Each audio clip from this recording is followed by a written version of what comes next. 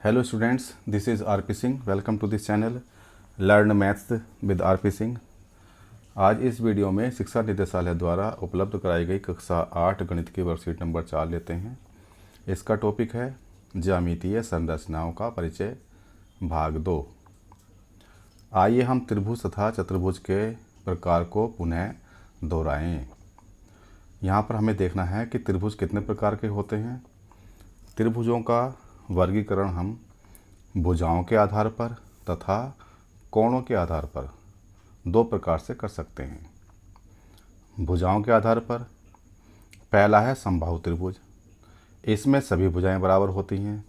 जैसे कि त्रिभुज है, ये भुजा, ये भुजा, ये भुजा, तीनों भुजाएं बराबर हैं। मान लीजिएगा एक भुजा 2 सेंटीमीटर की है तो ये भी 2 सेंटीमीटर की और ये भी 2 सेंटीमीटर की हो गई। समद्विबाहु त्रिभुज, इसमें दो भुजाएं बराबर होती हैं। जैसा कि माना हमने ये भुजा और ये भुजा बराबर हैं, ये भुजा अलग है। अगर ये 3 सेंटीमीटर की है तो ये भी 3 सेंटीमीटर की होगी और मान लीजिएगा ये 4 सेंटीमीटर की है।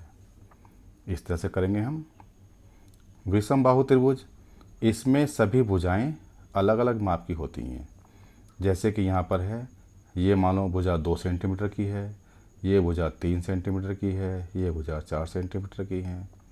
तो तीनों भुजाएं अलग अलग माप की हैं। सभी भुजाएं बराबर समबाहु त्रिभुज, दो भुजाएं बराबर समद्विबाहु त्रिभुज, तीनों भुजाएं अलग अलग तो विषमबाहु त्रिभुज ये हो गया। अब हम कोणों के आधार पर त्रिभुज का वर्गीकरण करेंगे।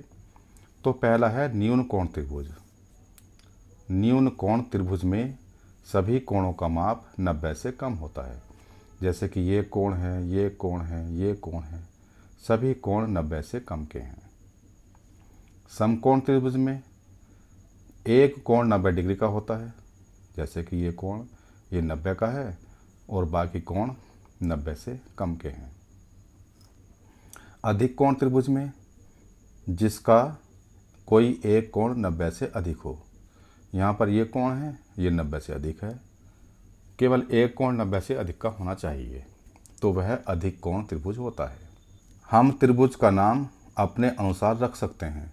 उदाहरण के लिए इस त्रिभुज का नाम KLM रखते हैं।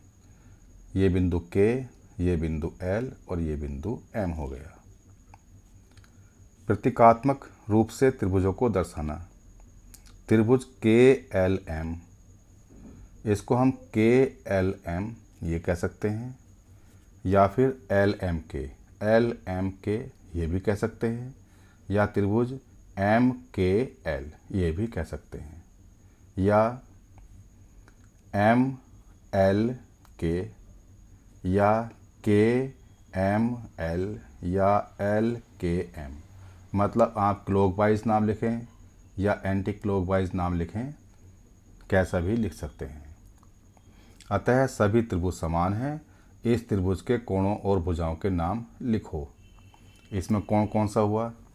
मान लीजिएगा हम इस कोण की बात कर रहे हैं तो इसको हम कोण L लिख सकते हैं और इसका मतलब ये कोण KLM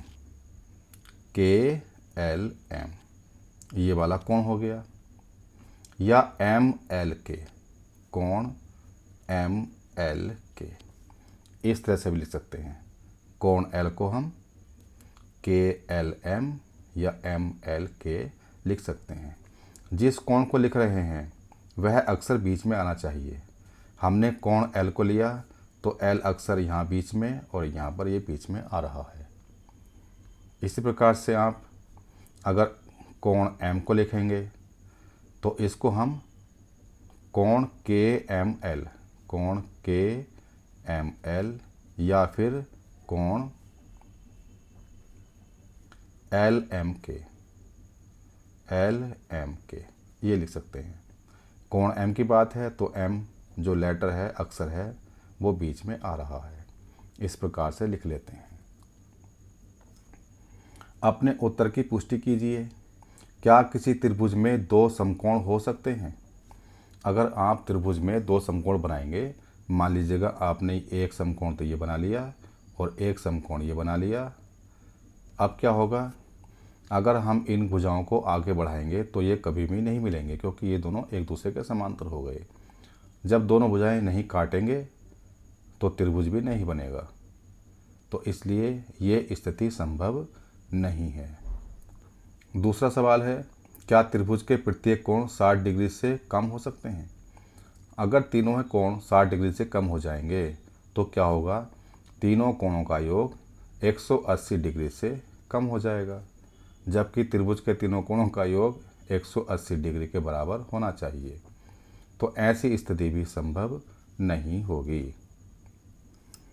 तीसरा सवाल है, क्या किसी त्रिभुज में दो अधिक कोण हो सकते हैं? अब देखो, हमने मान लीजिएगा एक ही अधिक कोण बना लिया और एक यहाँ पर अधिक कोण बना लिया। अगर इन भुजाओं को हम आगे बढ़ाएंगे तो ये एक दूसरे से दूर जा रही हैं, एक दूसरे को कभी भी नहीं काटेंगी, इसलिए इस स्थिति में भी त्रिभुज नहीं बनेगा। तो किसी त्रिभुज में दो अधिक कोण नहीं हो सकते हैं, तो यहाँ पर भी स्थिति नहीं आ जाएगी। एक त्रिभुज बनाइए और उसकी मध्य का दिखाइए। ये क्वेश्चन नंबर 4 है। तो त्रिभुज हमने बना लिया, जैसे ही त्रिभुज है।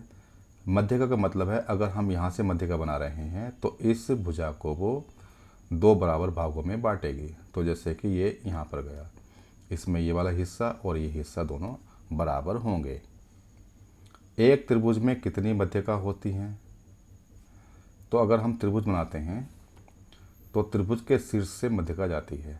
ये शीर्ष लिया, इससे ये मध्यका गई, इसको लेंगे तो ये मध्यका जाएगी, इसको लेंगे तो ये मध्यका जाएगी। तो एक त्रिभुज में 3 मध्यकाएं होती हैं, तो इसका उत्तर 3 हो जाएगा। दिए गए चतुर्भुज का नाम लिखें। ये चतुर्भुज है, यहाँ पर ये ए है, बी है, सी है, डी है, तो इसका नाम हो जाएगा ABCD। ABCD चतुर्भुज हो गया ये। सभी भुजाएं कौन सी हैं? एक भुजा तो ये AB है, एक ये BC है, एक CD है और एक DA है। तो भुजाएं होगी इसकी AB, BC, CD, DA। इनके ऊपर हमें रेखाखंड लगाना होगा इस तरह से, क्योंकि भुजाएं रेखाखंड हैं।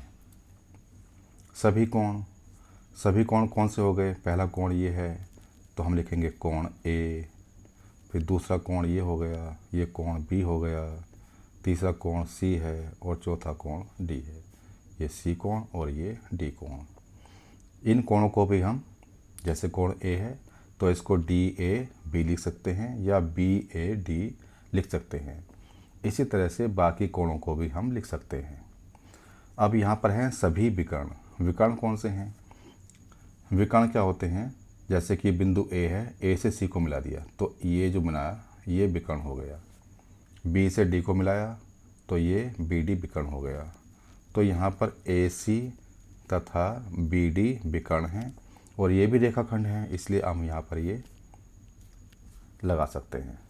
आगे यहाँ पर नाम है, आकार हैं, आकार के गुण हैं। चतुर्भुज है, चतुर्भुज इस तरह से बनता है, 4 भुजाएं, सभी कोणों का योग 360 डिग्री होता है। समांतर चतुर्भुज, इसकी आकृति ये है। आमने सामने की भुजाएं समांतर व बराबर। आमने सामने की भुजाएं, ये भुजा इसके बराबर समांतर, ये भुजा इसके बराबर समांतर। वर्ग में आमने सामने की भुजाएं समांतर, सभी भुजाएं बराबर, प्रत्येक कोण का माप 90 डिग्री। ये इसके समांतर, ये इसके समांतर, चारों भुजाएं बराबर, प्रत्येक कोण 90 डिग्री का, इसको हम वर्ग कहते हैं। आयत, आमने सामने की भुजाएं समांतर व बराबर।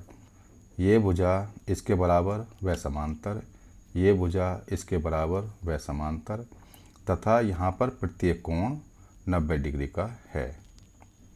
ये आयत की विशेषता हो गई, आयत के गुण हो गए। आओ जाने समचतुर्भुज, समलंब चतुर्भुज तथा पतंग की आकृति बनाइए और माप ज्ञात कीजिए। समचतुर्भुज कैसा होता है? ये समचतुर्भुज में सभी भुजाएं बराबर होती हैं तथा आमने सामने की भुजाएं समांतर होती हैं।